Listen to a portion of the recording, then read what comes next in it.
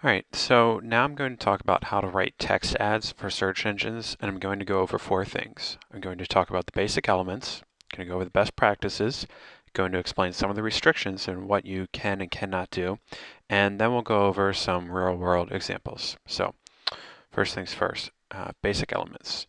Here I've got one of my AdWords accounts, and this is what you'll see when you're going ahead and trying to create a new text ad. We've got the list some basic copy up here, and you can see what the ad looks like, and then you can go ahead and change the copy as you need to.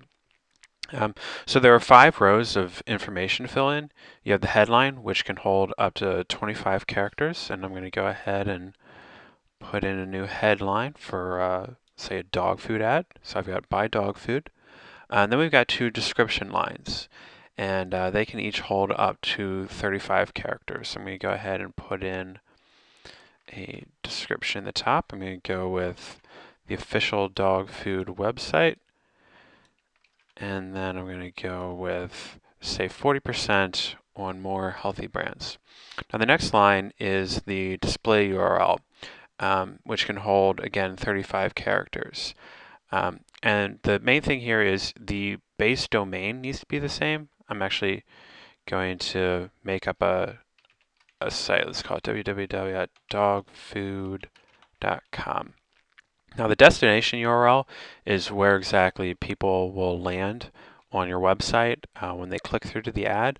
But the display URL can be a little bit different. So you've got to have the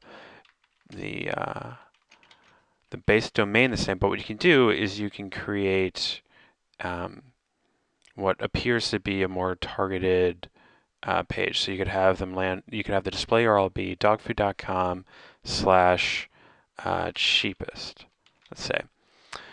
So it's really just kind of a marketing ploy. The display URL is allowed to be a little bit different. It's one of those things that always kind of surprise me.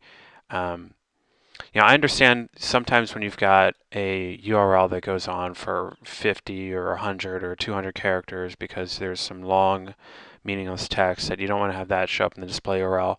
But Google does let you get a little tricky, just saying cheapest might not actually be the cheapest. But then you see down here, it'll show you what the ads will look like on the side. And this was what the ad would look like if it showed up on the top. Now I used the official dog food website because that's a phrase that's always worked really well for me. If you can call your site the official whatever, I've seen that copy outperform just about any other standard copy that I've used before. And basically you want to write ads that encourage people to click on your ad, but don't exaggerate. For example, you could write an ad where it says you're selling diamond necklaces for 10 bucks, but if people land on your website and find out they're really cubic zirconia necklaces, they aren't going to buy anything. They're just going to hit the back button, and then you paid for a useless click. So you want to have engaging copy, but it needs to be honest. So let's get into best practices. I already talked about a couple, but the first thing you're going to want to do is look at all the ads that are already running for the keywords you want to bid on to get a sense of how your competitors are writing their ads. The reason is you're probably going to want to do something different that will set you apart from the competition. So if everybody else is listing 30% off free shipping, you probably shouldn't be the 6th person to write an ad that says 30% off free shipping. You should probably come up with something different. Even if it can't be better, it's important that it at least be different. You want to be better and different, but you can't just copy what everybody else is doing. You got to stand out. You're also going to want to list clear, specific reasons why people should click on your ad.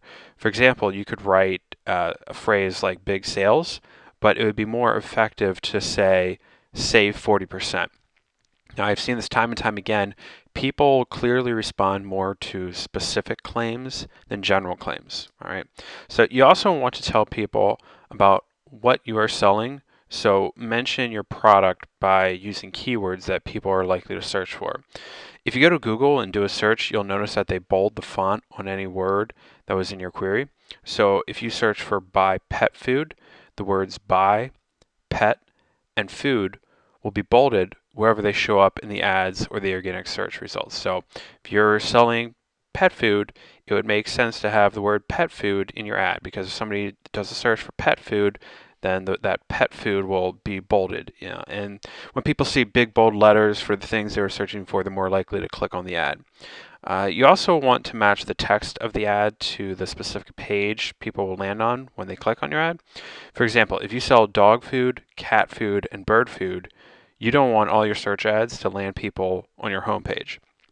When you bid on the keyword dog food with an ad about dog food, your ad should take somebody to a page that is only about dog food, not the homepage. You want them to go just to the dog food page.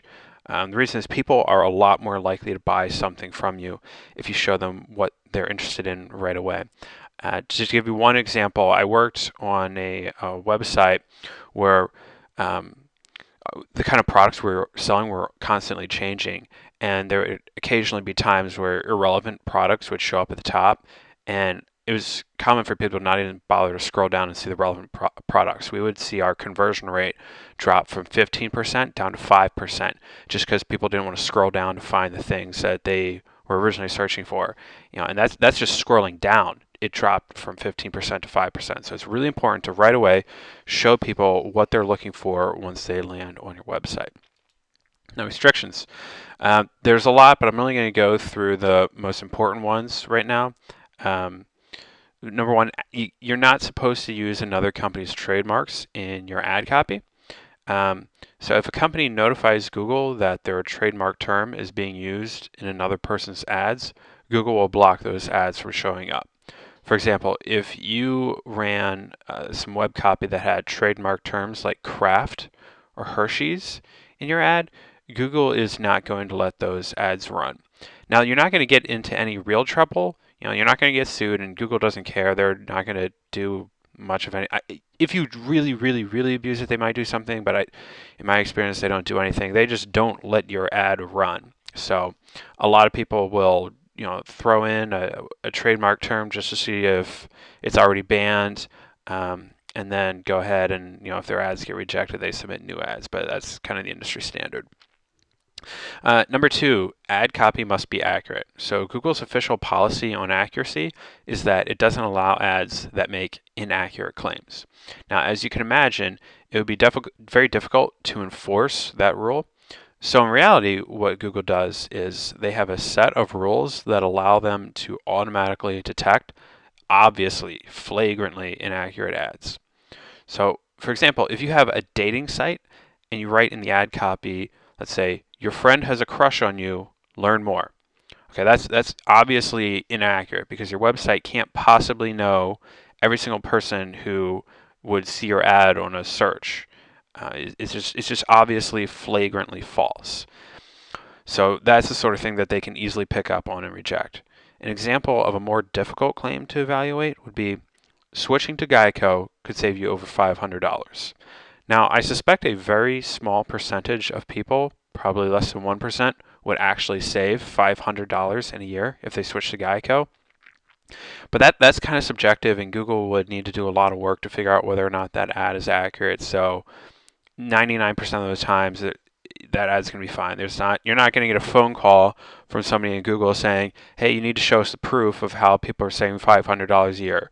In reality, their policy says your ad needs to be accurate, but in reality, those things are hard to check, so Google, by and large, doesn't check them. So if you're bidding on a small keyword that doesn't get a lot of attention, you can probably get away with some things that aren't exactly accurate. However, if you're bidding on a keyword that's really popular, like insurance, and you put something that's kind of on the edge, you're more likely to kind of get in trouble for that. It's really hard to enforce, so it has a lot to do with if they get a bunch of calls and complaints, or if some journalist writes an article about how ads are inaccurate, then they'll do something about it. But that's pretty much the way it works.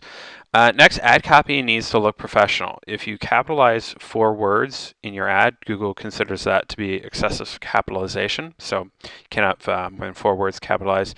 And if you put in weird attention-getting copy, like having a bunch of hyphens or exclamation points or capitalizing every other letter in a word, Google is going to reject your ad. The rules around professional-looking copy aren't perfectly clear, but again, you're not going to get in any real trouble if you submit an ad that doesn't meet the professional standards. They're just not going to run your ad, so you shouldn't be too worried about it. Lastly, you can't run an ad for an illegal product or use offensive language. Now, this affects very few people, but I wanted to point it out because you can't advertise for just everything. For example, you can't advertise for illegal drugs, illegal products or services. You can't advertise adult sexual services. There's a ton of restrictions around advertising for alcohol and tobacco, and those vary by country.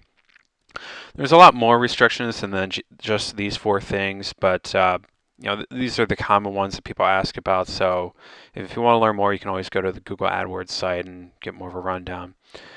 So next, I'm going to show you some real-world examples, and I'm going to start with the keyword insurance because it's probably the most profitable keyword in the world. So let's bring that up.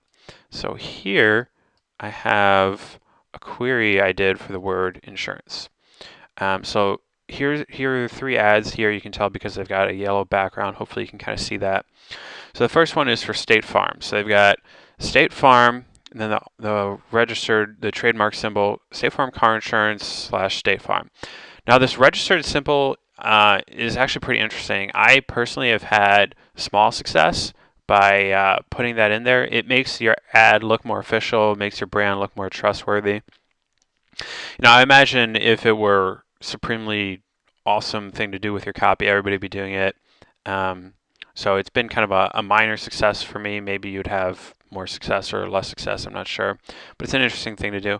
So they said, get a free insurance quote online. Save up to $480 with State Farm. So there's again that ad claim, save up to $480. I don't think anybody's really going to I seriously doubt Google's going to be like, show us the proof. It's kind of a subjective thing. But, I was talking earlier about making specific claims as opposed to making general claims. So get a free insurance quote online. That is a specific claim. And it's a bit of a call to action. Get a free. That is encouraging somebody to do something, to take an action. And having a call to action is important. It's a widely accepted best practice. And again, save up to $480.